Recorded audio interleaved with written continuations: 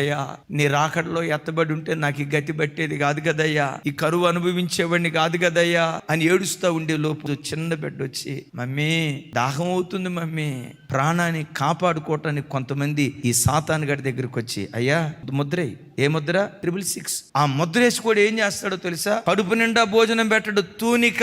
మీ ఇంట్లో ఎంతమంది ఉన్నారు?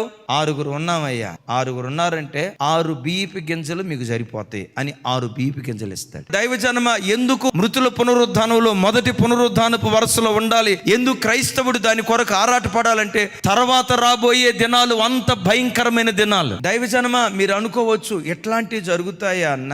కన్యక గర్భవతి అయి కుమారుని కంటది. పాత నిబంధనలో రాయబడిందా లేదా? కన్యక గర్భవతి అయిందా లేదా? పాత నిబంధనలో ఏది ప్రవచనం ఎత్తి మాట్లాడిందో క్రొత్త నిబంధనలో అది జరిగింది. ప్రకటన గ్రంథంలో ఏది ప్రవచనం ఎత్తి మాట్లాడిందో రాగల కాలంలో అది జరగబోతుంది.